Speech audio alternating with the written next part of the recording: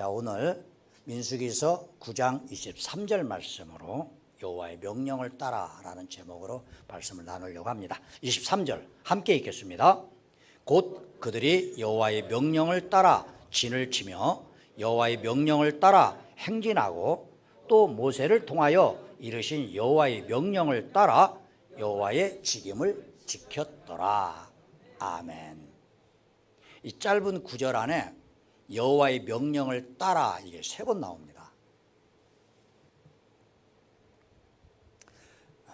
자, 큰 은혜가 있기를 바랍니다. 자, 좌우 앞뒤 보시고 서로 축복하십시다. 잘 되고 있습니다. 예, 할렐루야, 할렐루야. 예.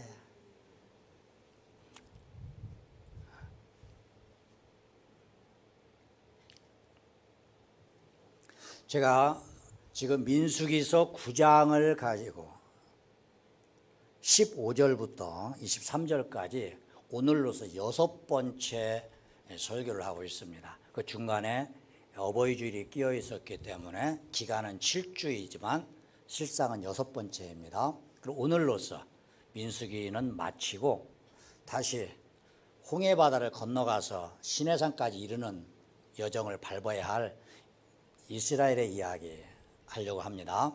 근데 그 이전에 오늘 15절부터 23절까지의 내용이 계속 어느 주제였냐면 하나님의 인도자이시고 이스라엘 백성들은 그 인도를 따르는 백성, 양이다. 이런 관점에서 설교를 했는데 성경에서 가장 하나님이 인도자이시고 우리는 양이다. 이걸 극적으로 표현한 곳이 시편 23편입니다. 그래서 제가 다음 주와 그 다음 주 시편 23편에 3절부터 4절, 그다음 5절부터 6절 두 번에 걸쳐서 말씀을 전하려고 합니다. 물론 1절과 2절은 올 초에 제가 했었기 때문에 3, 4절, 5, 6절 이렇게 하도록. 그래서 하나님의 인도하심을 그 주제로 하는 걸 일단 끝내고 출애굽으로 넘어가려고 합니다. 지금 일본 히로시마에서는 G7 정상회담 하고 있잖아요. 그런데 우리나라도 초청국가 자격으로 지금 윤석열 대통령이 가 있습니다. 그런데 지금 거기에서 큰 어떤 문제 하나, 현안이 있는데 그게 뭐냐면은 후쿠시마 원전 오염수 방류 사건입니다. 이걸 방류를 할 건지 말 건지 이걸 가지고 특별히 이 일본과 가까운 나라들, 그 중에서 대표적으로 어디를 꼽을 수 있겠습니까? 우리의 대한민국. 그래서 굉장히 지금 촉각을 곤두세우고 있죠. 무려 12년이 지났는데 아직도 해결이 안 된 난제 중에 하나입니다.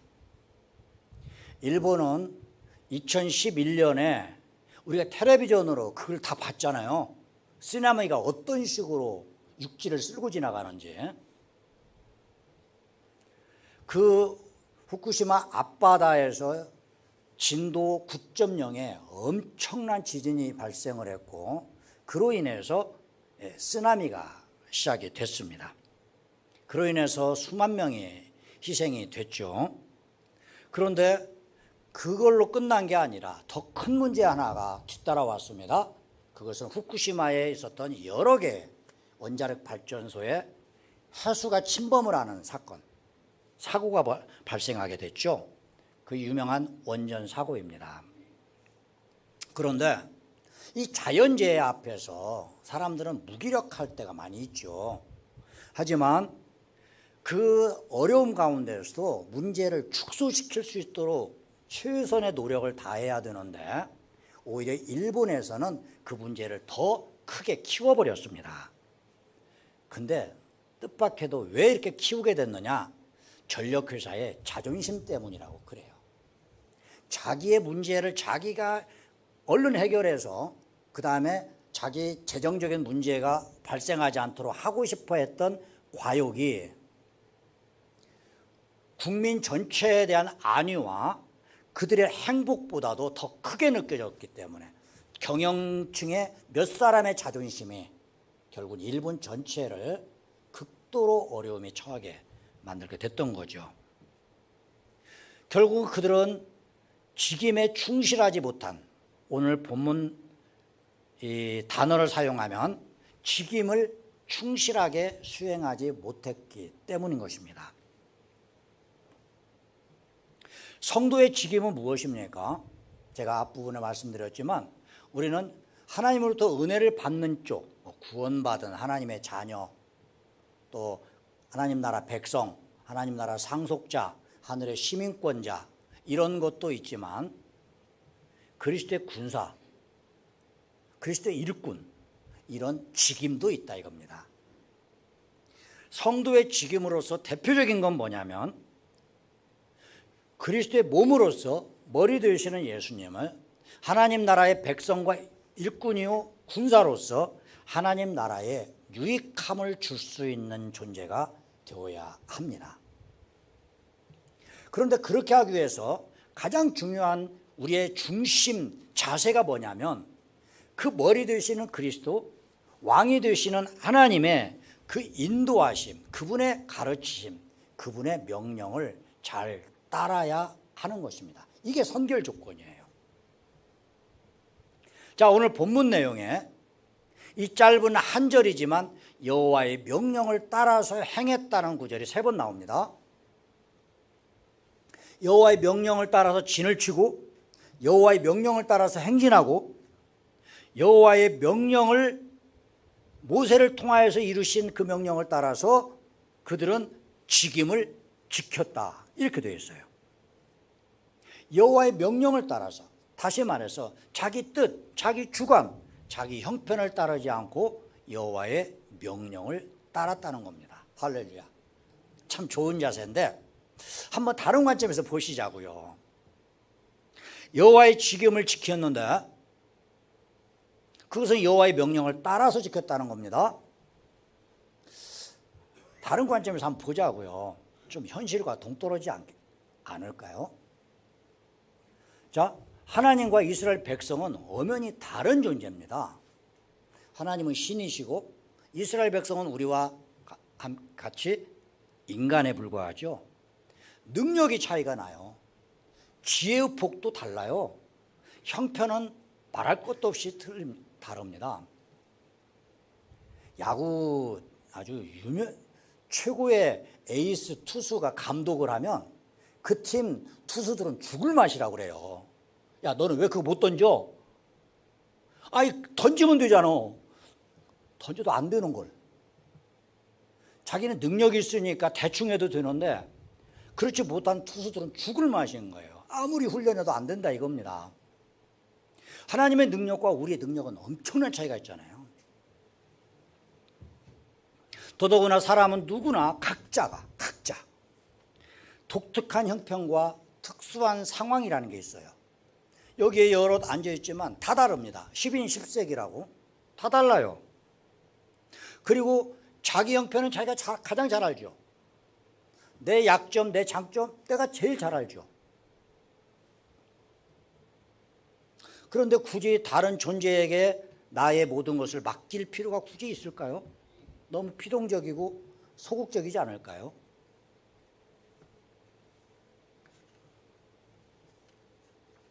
두 번째로 여호와의 명령을 따라서 행하려고 하다 보면 여러분 너무 무슨 결정이 더디질 않겠습니까?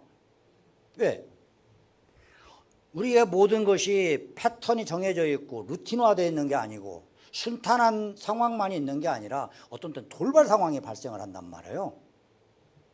긴급 상황이 만났습니다. 그때 언제 여호와의 뜻을 물어보겠습니까?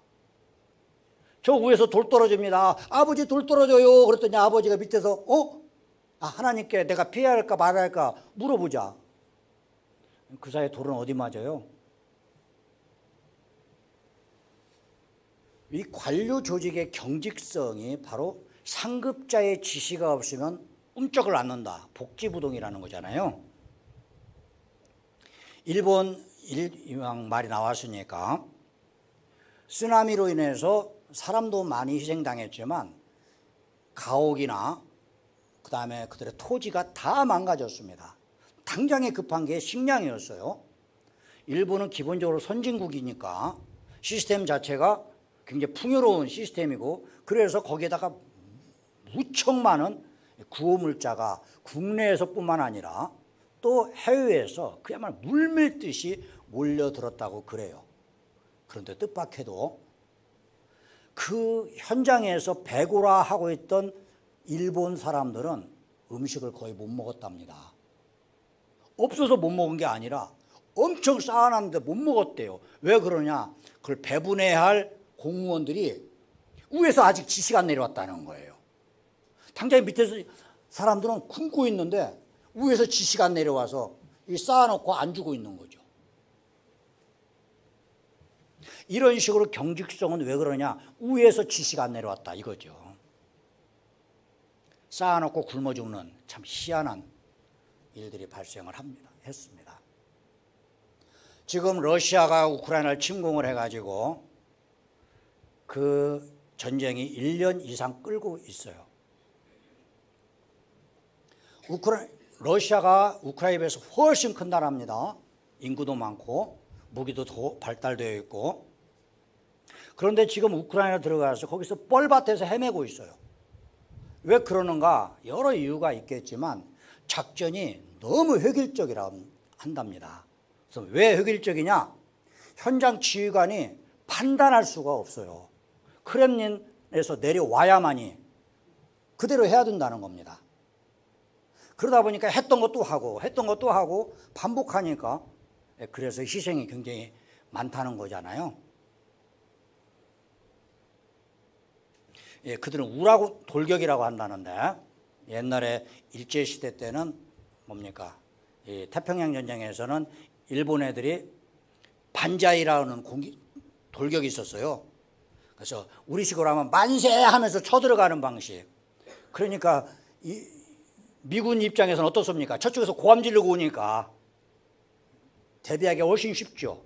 그래서 희생이 몇 대 몇으로 일본이 훨씬 더 큰 희생을 치렀다는데 현재 러시아가 그러고 있어요. 우라 돌격이라서 뭐 그들 말로 우라 한다는데 뭔가 만세 비슷한 그런 고함을 지르면서 간다고 그래요. 그렇게 안 하면 또 크렘린에서 혼내니까. 그래서 젊은이들이 지금 너무나도 많이 죽어가고 있다고 한답니다. 다 뭐예요? 위의 지시를 바라보고 있으니까. 또 세 번째 이런 문제가 있을 수 있습니다. 오히려 위의 지시를 따르려고 하다 보니까 중구난방이 될 수가 있어요. 자기 입장에 따라서 이 구름의 이동에 주는 의미를 달리 해석할 수가 있어요. 예를 들어서 피곤한 사람은 어떻게 해석하겠습니까? 더 쉬라는 뜻이야. 똑같은 걸 구름을 놓고. 반면에 지루한 사람은 일어나라는 뜻이야. 다 아전인수죠. 자기 형편에 따라서 생각을 하고 그러지 않습니까?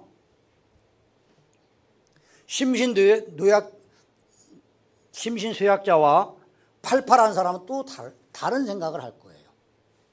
노년층과 소년층도 마찬가지입니다. 자기 멋대로 판단하다 보면 오히려 극도의 혼란을 일으킬 위험성이 있는 것이 여호와의 명령을 따라서입니다. 그럴 수밖에 없는 게 한 사람 한 사람들에게 일일이 지시하는 방식이 아니잖아요. 우리가 신앙생활하면서 갖고 있는 의구심 중에 하나가 바로 이것입니다. 여호와의 인도하심을 따른다면, 내가 여호와의 인도하심을 따른다면 이런 생각이 있어요. 너무 번거로울 수 있다. 왜냐? 그때마다 질문하고 그때마다 답변을 드려야 되는데 내가 질문을 했는데 원할 때 답변이 안 올 위험성이 있잖아요. 이런 의구심. 두 번째는 내 마음이 무척 불편할 것이다 하는 의구심이 있어요. 왜냐? 나도 내 생각이 있잖아요. 이렇게 가면 좋을 것 같은 생각이 있는데 하나님께서 그게 아니라고 하면 글쎄요, 내가 그걸 받아들일까? 내가 원하는 것과 하나님이 원하는 것이 다를 때 과연 어떻게 내가 반응할까? 여기에 대한 생각 때문에 번거롭다 느낄 수 있다 이겁니다. 내가 내 임의로 할 때, 내 뜻대로 할 때 어떻습니까? 자유가 보장되고. 왜? 내가 하니까. 더더구나 상황에 따라서 즉각적인 대처를 할 수도 있고, 그리고 내가 나를 주도하니까 자긍심도 높아질 수 있고, 적극적 사고방식 어때요? 좋잖아요. 그런데 괜히 인도받는다고 했다가 내가 원하지 않는 길로 인도하시면 이게 진토양난이죠. 그래서 오늘도 많은 그리스도인들이 하나님의 인도하심을 구하는 것보다는 내가 내 뜻대로, 내가 하고 싶은 대로 그 길로 가시는 분이 너무나 많아요. 근데 여러분, 우리가 신앙생활하면서 성경에 대한 지식도 중요하고 교회에서 하는 여러 가지 행동도 중요합니다. 성경의 내용도 그 내용 자체를 아는 것도 중요합니다. 하지만 더 중요한 게 있습니다. 가장 중요한 게 있습니다. 내가 믿는 하나님이 나와의 관계에서 어떤 하나님이냐, 이것이 가장 중요합니다. 이걸 놓치면 신앙생활을, 소위 교회를 아무리 오래 다녀도 신앙생활은 아니라 그냥 종교생활로 멈출 수가 있습니다. 하나님께서 준비하신 많은 축복이 있음에도 불구하고 그것은 내 것이 아니라 다 남의 것이 되어버릴 수가 있습니다. 가장 본질은 무엇이냐? 하나님과 나와의 사이에 그 하나님은 나에게 어떤 하나님이냐, 이것을 분명히 붙잡아야 됩니다. 제가 수없이 강조하고 또 강조하는데 그 하나님은 어떤 하나님? 나와의 관계에서 좋으신 하나님이다. 좋으신 하나님. 마태복음 7장에서 세상에 악한 아비라도 자식에게 좋은 것을 주려고 하거든. 실제적으로 세상에 악한 아비 중에서는 자식들에게 좋은 거 안 주고 더 나쁜 거 주는 아비도 있죠. 실상 있어요. 하지만 그런 예외상 빼고 일반적인 부모라면 좀 나쁜 부모들도 자기 자식에게만큼은 잘해주지 않느냐. 하물며, 그 다음 예수님 말씀이 그 중요한 겁니다. 하물며 하늘의 아버지께서는 더 좋으신, 가장 좋은 아버지보다 더 좋으신 아버지시니까 우리에게 제일 좋은 것으로 주시지 아니하겠느냐, 이렇게 말씀하신단 말이에요. 바로 이것이 하나님과 우리와의 관계에서 우리가 갖고 있어야 할 그분에 대한 인식입니다. 뭐라고요? 좋으신 하나님. 이걸 절대 놓치지 않는 상태에서 성경을 봐야지, 성경의 내용만 들이다 파고들면 이걸 놓쳐버리고 그래서 잘못된 신앙을 가질 수가 있는 거예요. 자, 좋으신 하나님께서 왜 여호와의 명령을 따라서 행진하고 여호와의 명령을 따라서 멈추게 하고 왜 일일이 간섭하고 왜 일일이 모세를 통해서 이렇게 하냐, 이런 생각을 하시면 어떻게 된다 이겁니까? 좋으신 하나님이 아니라 나쁜 하나님으로 내가 보고 있다 이겁니다. 자, 좋으신 하나님은 왜 이렇게 하셨는가? 이스라엘 백성들로 하여금 번거롭게 하고 불필요하게 간섭하고 안 좋은 결과를 빚게 만들고 그렇게 하시려고 한 게 아니라 가장 좋은 길로, 가장 적절한 시점에, 그리고 가장 적절한 경로로 인도하시고자 그렇게 하셨다 이겁니다. 하나님의 명령은 그분의 지혜와 능력이 우리와 다르기 때문에 자기의 기분에 맞춰서, 자기의 형편에 맞춰서 우리와는 전혀 다른 길로 인도하신 게 아니라 전혀 동떨어지지 않고 우리에게, 그들에게 적합한 방법으로 인도하셨다 이겁니다. 가장 최선의 길을 우리에게 제시해 주시는 거예요. 여러분, 우리가 완벽한 지혜를 갖고 있으면 우리의 길을 정확하게 찾아가겠죠. 하지만 우리는 앞으로 5분 후에 무슨 일이 일어날지 솔직히 모를 때가 많이 있습니다. 우리의 지식이 부족하고 우리의 판단력이 부족하고 우리의 감정 때문에 다른 행동을 하고, 근데 그때 내가 중심이 아니라 하나님을 바라보게 될 때 어떻습니까? 가장 최선의 길로 인도하심을 받을 수 있다 이겁니다. 자, 구름의 위치 한번 보시죠. 구름의 위치가 어디에 있었느냐? 만일에 하늘에 떠 있으면 다른 구름들과 섞여가지고 이 구름이 저 구름이냐, 네 구름은 어떤 구름이냐, 산신령이 그러잖아요. 그런 식으로 사람마다 다 저 구름이 내 구름, 이 구름이 네 구름 그러면서 설왕설래 했겠지만 그 구름은 회막 위에 있었습니다. 그것도 정확하게 하면 지성소의 언약궤 위에 있었어요.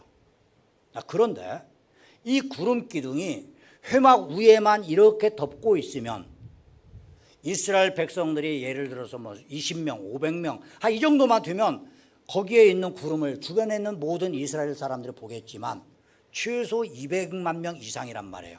굉장히 넓은 지역에 퍼져 있었겠죠. 회막 위에만 있으면 몇 사람은 봐도 끝에 있는 이스라엘 사람 못 봤을 겁니다. 그러다 보면 여기 사람과 거기 사람의 의견이 충돌했을 거예요.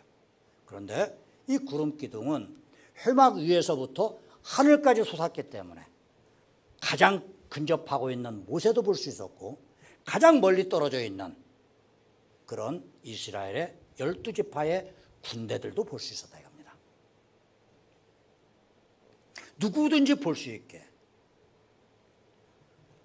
그러면서 그 하늘 높은 곳에 계시는 그 하나님이 이스라엘 백성들의 그 움직임, 그들의 컨디션 이런 걸 자세히 살피고 계셨을 뿐만 아니라 귀를 열어서 그들의 발소리를, 그들의 기도 소리를, 그들의 한숨 소리까지 다 들으셨다 이겁니다.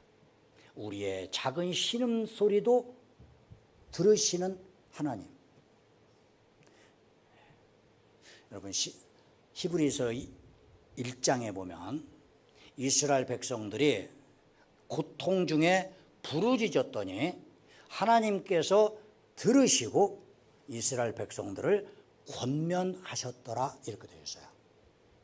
우리는 여기만 알고 있기 때문에 그러나 보다 하겠지만 그 출애굽기를 쓰던 당시 지금부터 약 3,500년 전에 그 당시에 그쪽 지역 사람들의 신관이 어떠했냐면 대표적으로 수메르에 있는 그 신의 이야기가 있습니다.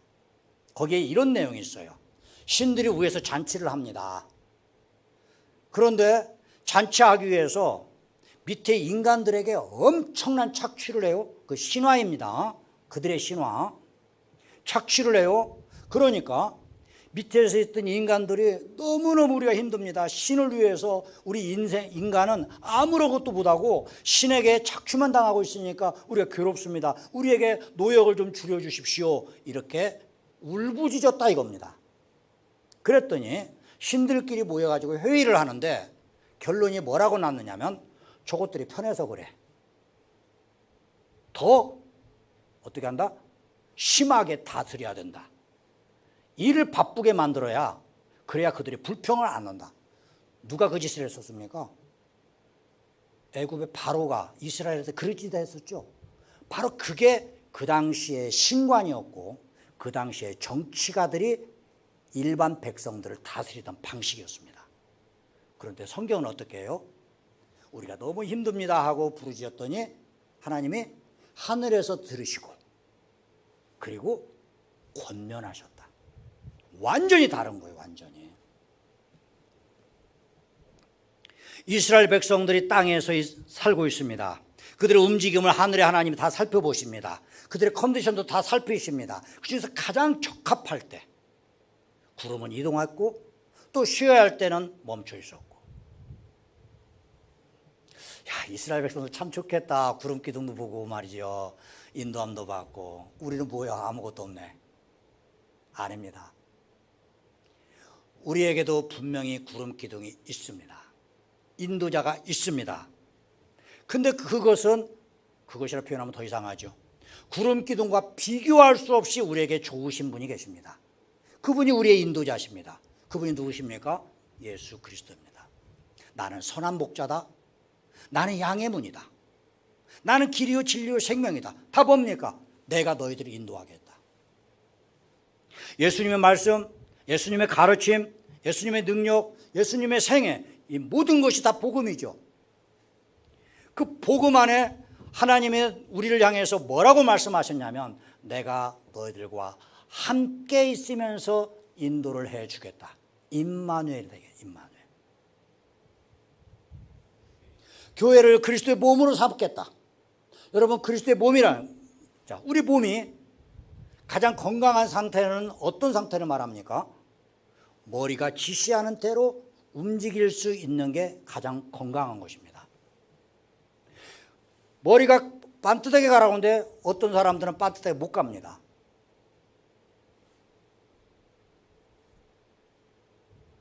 일어나라고 하는데 못 일어나요. 왜 그렇습니까? 몸이 아프기 때문에. 몸에 장애가 있으면. 그리스도의 몸으로서 머리 되시는 그분의 뜻을 잘 따라갈 수 있으면 우리는 하나님의 인도하심을 잘 받아갈 수 있어요. 이스라엘 백성들이 구름 기둥을 이용해서 인도함 받았듯이 우리는 말씀을 통해서 그리스도라고 하는 선한 목자를 통해서 인도함을 받을 수가 있는 것입니다. 그런데 그분은 임마누엘, 내 옆에 계시는 하나님. 그런데 더 놀라운 사실은 그분이 어느 날 승천하시고 약속하신 대로 10일 만에 다시 오시는데 또 다른 보혜사로 오실 때 어떤 형태로 오십니까? 삼위일체 제3육격인 성령 하나님으로 이 땅에 오셔요. 그리고 그 성령 하나님은 자 성부의 하나님은 초월주입니다. 하늘에 계신 하나님. 그분이 이 땅 인간으로 오셨어요. 그러면서 우리와 함께 하셔서 임마누엘입니다. 성자 하나님은 임마누엘이에요. 그러면 성령 하나님은 우리 안에 내주하시는 하나님. 성령 하나님, 내주하시는 하나님. 나와 함께 하신다. 요한계시록 3장 20절에 뭐라고 되어 있습니까? 내가 문 밖에 서서 문을 두드리고 있을 때 너희들이 내 음성을 듣고 문을 열면 내가 어떻게 하겠다? 들어가겠다. 너희 안에 들어가서 너는 나와 더불어 먹고 나는 너와 더불어 먹으리라. 이 내주하시는 하나님의 이야기를 하고 계시는. 그래서 내 안에서 하나님의 음성을 들을 수 있도록 귀를 열어주시고 깨닫게 해주시고 마음의 결심을 해서 앞으로 나가게 해주시고. 여러분 구원받은 신학적으로 구원받은 성도들에게는 우리 안에 성령님께서 내주하고 계신다. 이게 성경의 가르침이에요. 고린도전서 3장 16절에 뭐라고 되어 있습니까? 16절? 3장 16절. 성령이 우리 안에 들어오셔서 우리를 거룩한 성전 삼아 주셨다고 그랬잖아요. 우리 안에 들어와 계신다 이겁니다. 때문에 여러분 오늘 이 시간에 설교를 통해서 하나님의 말씀을 잘 듣고 그 말씀을 잘 따르면 여호와의 구름 기둥을 통해서 인도받았던 이스라엘처럼 우리들도 말씀을 통해서 인도함 받을 수가 있는 것입니다. 물론 딱 오늘만 말하는 게 아니죠. 자, 우리가 자주 범하는 오해 중에 하나가 바로 이 하나님의 선하심을 신뢰하지 못하기 때문에 나오는 겁니다. 하나님의 선하심을. 여러분 교회를 다니는데 교인 중에서 미운 7살들이 제법 있어요. 미운 7살은 어떻습니까? 엄마 말은 무조건 안 들어 이게. 그런데 그 지능이 멈춘 애들은 30이 돼도 여전히 그 짓 하고 있어요. 50이 돼도 여전히 그 짓 하고 있어요. 성숙이 멈춰버리면.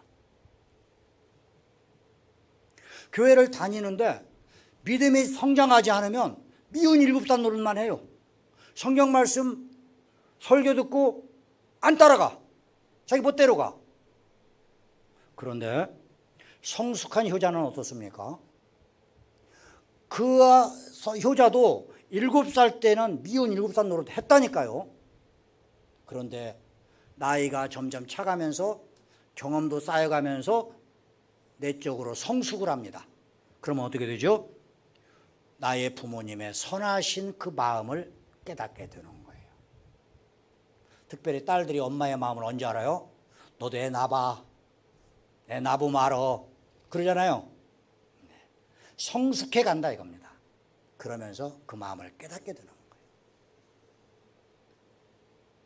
두 번째로 하나님께서는 모세를 대리인으로 세우셨어요. 자, 하나님의 명령이 하늘에서 200만 명 모두에게 쫙 퍼졌다면 어떻게 될까요? 어떻게 됐을까요?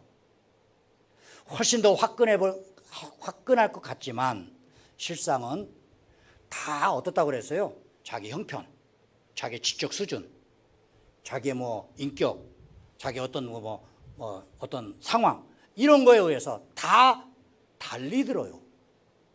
그러다 보니까 누구는 앞으로 가고 누구는 옆으로 가고 누구는 뒤로 가버리면 엉망진창이 되겠죠. 하나님께서 그렇게 하시질 않습니다. 이 자리에 앉아 계신 여러분 하나하나에게 직통계시를 주시지를 않아요. 어떤 분은 그런 분이 있어요. 예배는 예배고 나는 하나님께 직통계시, 그런 사람 치고 교회 안에서 말썽을 안 일으키는 사람이 없습니다.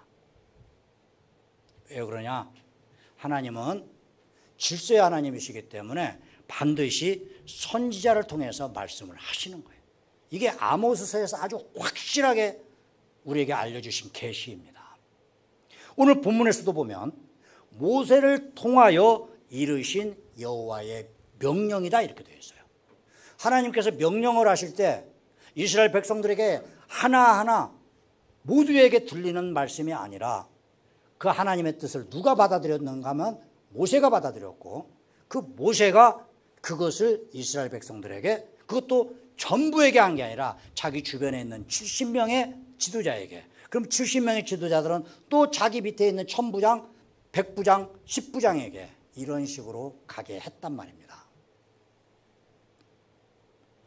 여기에서 모세를 이스라엘 백성들이 인간만으로 보았겠느냐, 아니면 신의 대리자로만 보았겠느냐, 아니면 인간이면서도 신의 대리자를 겸하고 있다고 보았겠느냐, 이 셋 중에 무엇이겠습니까? 사람은 여러 종류가 있기 때문에 모세를 단순히 인간만으로 본 사람들도 있었습니다.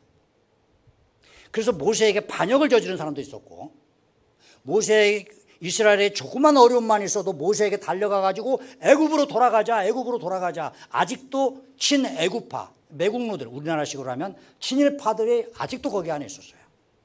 그들은 모세를 인간만으로만 봤습니다. 또 두 번째로 신의 대리자로만 보면 어떻습니까? 바로 이게 예수님 당시에 율법주의자들의 범한 오류예요. 현재 로마 가톨릭이 범하고 있는 교황 무호설과 같은 원리입니다. 여러분, 교황은 신의 대리인의 역할만 하는 존재입니까? 아니면 인간도 겸하고 있습니까? 세 번째로 인간이지만 그의 직임은 여호와의 대리인이다. 이게 균형 잡힌 겁니다. 자, 지금식으로 풀어가면 목사님을 성도들이 어떤 존재로 보느냐, 자기와 똑같은 인간에 불과하다, 이 관점만 갖고 있는 사람들은 어떻습니까? 자기 마음에 안 들면 대적을 해버립니다. 너나 나나 뭐가 달라, 바로 이거죠. 두 번째로 언제나 신의 대리자일 뿐이다, 그것만 있다, 그러면 어떻게 됩니까? 모든 이야기가 다 하나님의 명령으로 곡해가 돼요. 그래서 무슨 말을 해도 아멘. 좋은 겁니까? 나쁜 겁니까? 바로 그게 신천지 이만이고 만면중앙성결교회 이재록이고, 그 밑에 있는 교인들은 어떻습니까? 얼마나 충실하게 따라가요? 하지만 그들은 하나님의 대리인만이 아니었단 말이에요. 여기에서 넘어갔기 때문에 마귀로 가버리는 겁니다. 세 번째로 가장 균형 잡힌 게 뭐냐면, 평소에 목사도 인간이다, 우리와 똑같은 인간이다, 하지만 하나님의 직임을 맡을 때는 신의 대리인 역할을 하고 있다. 이 두 가지를 균형을 잘 잡아야만 우리의 신앙이 바로 설 수 있습니다. 물론 목사가 교인을 막 부려먹기 좋은 것은 두 번째죠. 아니 목사님이 지시하면 하나님 명령이라고 생각하시고 아멘 하세요. 그럼 해야지 뭐 어떡하겠습니까? 근데 이렇게 되면 처음에는 기분이 좋고 짜릿할지 몰라도 그 목사는 반드시 어떻게 됩니까? 정광훈처럼 되는 거죠. 하나님 나한테 까불면 너 죽어. 이런 식으로 말을 하는 이 사탄에 사로잡힌 자가 되어버리는 겁니다. 정치에 매몰되어 있는 이 천주교 쪽, 기독교 쪽 다 지금 뭐 하고 있어요? 신의 대리자, 하나님의 대리자라기보다는 인간의 대리인 역할을 하면서 신의 대리인을 뭐라고 표현하대요? 사칭하는 것이죠. 그런 사람 목사가 될 수가 없는 것이고 그 사람은 참된 신부가 될 수가 없습니다. 우리는 평소에는 인간이지만, 그래서 저도 마찬가지입니다. 저도 왜 정치적인 성향이 왜 없겠습니까? 하지만 제가 목사라는 신분을 알고 계시는 분들 앞에서는 정치적인 발언을 제가 합니까? 안 합니까? 안 하죠. 이런 발언을 해요. 정치인은 여당이건 야당이건 잘못된 건 잘못했다고 말할 수는 있어야 돼요. 그런데 어떤 목사 그룹, 어떤 신부 그룹들은 무조건 자기 편에 속한 자들은 허물 덮어주고, 아니 그것도 잘했다고 하고, 이쪽은 잘한 것은 아무 말 안 하고 못한 것은 득달같이 일어나가지고 물어뜯고, 그럼 그게 목사고 신부겠습니까? 아니면 이념의 종이겠습니까? 평소에는 저도 여러분과 같은 인간입니다. 하지만 최소한 설교할 때만큼은 제 개인의 이익이나 개인의 어떤 이념에 사로잡힌 것이 아니라 하나님 말씀 앞에서, 특별히 그 하나님이 어떤 하나님으로? 우리에게 좋으신 하나님으로, 그걸 가지고 여러분에게 말씀을 전하려고 애를 써야 하는 것이고, 또 그것을 성도들은 설교 시간에 임하는 말씀만큼은 고 목사의 의견이다가 아니라 최소한 이 시간에 나오는 이 말씀만큼은 하나님이 우리에게 주시는 그분의 말씀이다, 이렇게 받아들일 수 있을 때 우리의 관계는 건강한 관계가 되고, 건강한 관계 속에서 건강한 교회가 만들어질 수가 있는 것입니다. 자, 모세는 하나님의 음성을 듣기 위해서 하나님을 찾아갔습니다. 출애굽기를 보면 신의 산에 올라갔어요.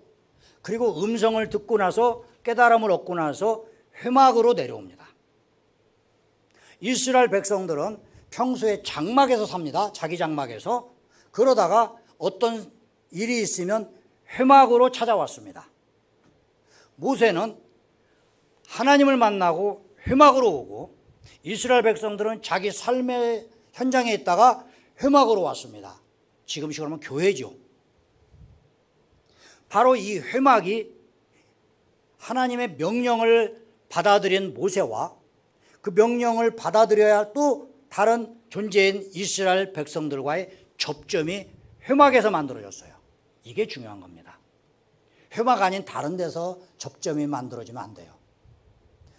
그렇다면 회막이라고 하는 이런 장소를 말하겠습니까? 아니면 회막 안에서 행하는 어떤 특별한 행동, 지금식으로 하면 뭐예요? 예배를 말하는 겁니다. 예배.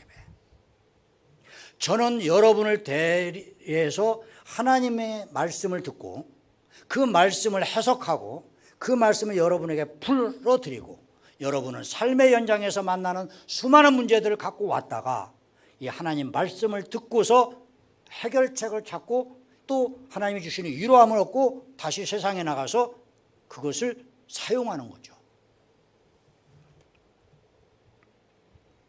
모세는 하나님께 이스라엘 백성들의 형편을 아뢰입니다.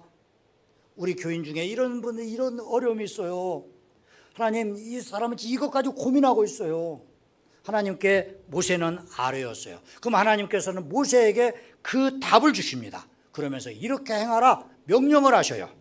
그럼 그 명령을 갖고 이스라엘 백성들을 찾아서 내려옵니다. 내려와서 이스라엘 백성들에게 하나님의 뜻을 전파합니다.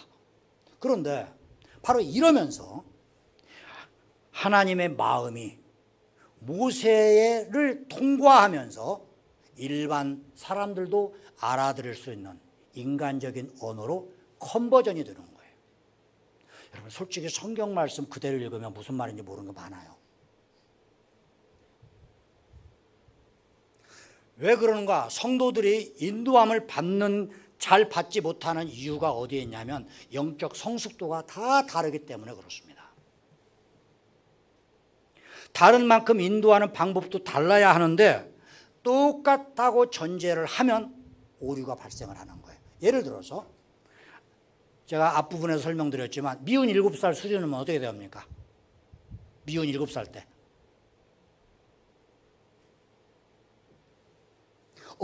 어린아기 때, 아기 때는 어때요?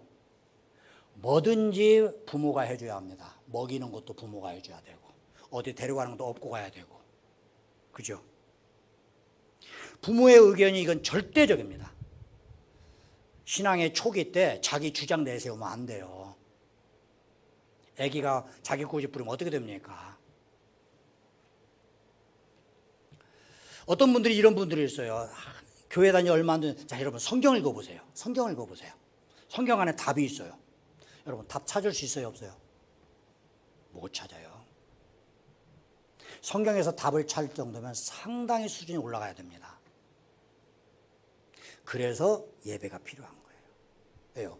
그 답을 알고 있는 목사가 여러분에게 합당한 말로 바꾸어서 하기 때문에 그러는 거예요. 제가 주부 성경 공부도 거기에다가 이렇게 토를 달잖아요. 중간중간에 토를 답니다. 그걸 읽어보시고 나서 성경을 읽으면, 그리고 답을 적으면 그동안에 하나님의 뜻을 그 안에서 찾을 수가 있어요. 학개서 2장은 새로운 성전, 스룹바벨 성전을 지키도록 하는 하나님의 메시지를 학개 선지자가 전하는 내용입니다. 그러면서 뭐라고 하냐면 이번에 주보의 내용이 그겁니다. 이전을 생각해라. 그것은 옛날 솔로몬 성전의 그 화려했던 시대를 생각해봐라. 그런데 그것이 어떻게 됐느냐? 무너지지 않았느냐? 돌 위에 돌이 쌓이지 않을 만큼 완전히 처절할 정도로 폐허가 되지 않았느냐? 하나님의 성전이 크고 우람하다고 해서 능력이 있는 게 아니라, 그때 왜 무너졌는가? 너희들이 우상숭배, 하나님을 제대로 섬기지 못했기 때문에 그러지 않느냐? 그때 가뭄과 한발이 왔을 때 왜 너희들이 하나님의 뜻을 찾지 못하고 왜 우상숭배를 더 깊이 했느냐? 이제 너희들을 깨닫고 돌아왔으니 성전이 비록 작게 지어도 이 전 영광이 과거에 그 영광보다 더 크게 될 것이고 내가 너희들에게 이제 복을 줄 것이다. 이런 내용이거든요. 이런 내용. 이렇게 하고 여러분이 읽어보시면 하나님의 마음이 어떻구나 조금씩 알게 된단 말이에요. 자, 어린아이는 이렇게 하고 미운 7살 때는 꼭 반대로 부모 속을 썩이는 것만 골라서 하죠. 그런데 그 단계를 넘어서면 어떻게 됩니까? 조금씩 성숙하게 되고 부모의 말씀을 듣는 것을 기뻐하게 된단 말이죠. 성숙한 성도, 성숙한 효자는 어떻습니까? 그러면 모든 것을 부모 뜻 찾아서 아침마다 물어보고 점심마다 물어보고 저녁마다 물어봅니까? 아니면 효자들 자기가 마음에 내키는 대로 했는데 그것이 다 부모의 마음을 흡족하게 합니까? 효자들 어때요? 나 효자 안 돼봐서 몰라요. 좀 안타까운 것인데, 효자들은 어떻게 합니까? 자기가 자기 뜻대로 하는데 그 뜻이 부모의 뜻과 맞는 거예요. 그게 성경입니다. 빌립보서 2장 13절에 뭐라고 되어 있냐면 너희 안에 행하시는 이는 하나님이신데 그분이 어떤 방식으로 행하느냐? 너희 안에 소원을 두고 그 소원을 네가 네 스스로 나의 소원이라고 생각하고 행했는데 알고 봤더니 그게 뭐다? 하나님의 뜻이었다. 이거예요. 이것은 믿음이 성숙한 성도들에게 주시는, 즉 성숙한 효자에게 주시는 부모의 말씀처럼 믿음이 성숙한 성도에게 주시는 하나님의 말씀인 겁니다. 자, 그럼 누가 성숙한 자인가? 구약 성경 표현을 빌리면 이사야서 26장 3절 말씀에 주께서 심지가 견고한 자에게 평강을 이루도록 지켜주겠다. 그러면서 심지가 견고한 자가 이런 사람이라는 걸 밝히고 있습니다. 왜냐하면 그가 주를 신뢰하기 때문이다. 우리가 인간적으로 저 사람 심지가 견고해. 주로 어떤 사람 말합니까? 자기 소신이 강하고 주장이 세고 고집이 있고 자신감이 넘치고 자기 철학이 확실하고 이런 사람 보고 심지가 견고하다고 그러죠. 성경은 그렇게 말하지를 않습니다. 누가 심지가 견고한 자인가?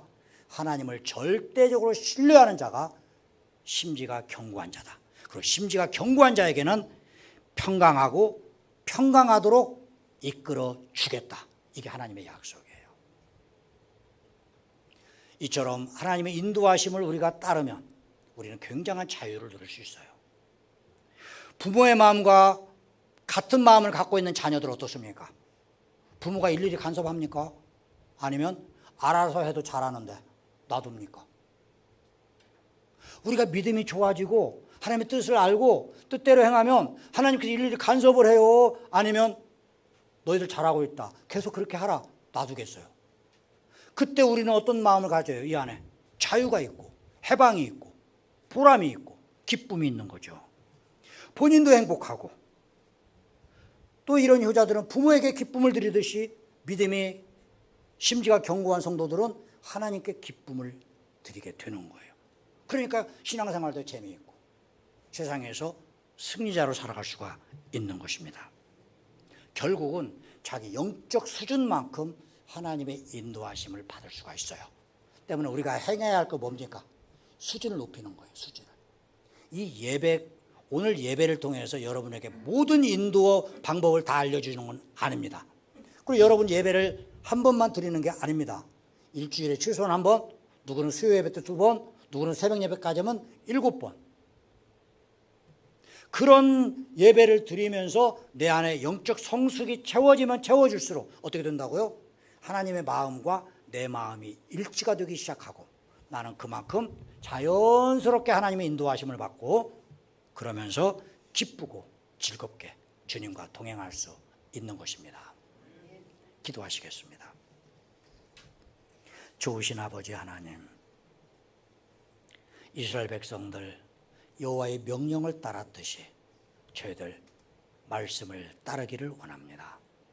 길이요 진리요 생명이신 예수 그리스도를, 선한 목자이신 예수 그리스도를 우리가 온전히 따를 때 우리 안에는 푸른 초장 쉴만한 물가에 도착하는 기쁨과 즐거움이 있을 줄 믿습니다.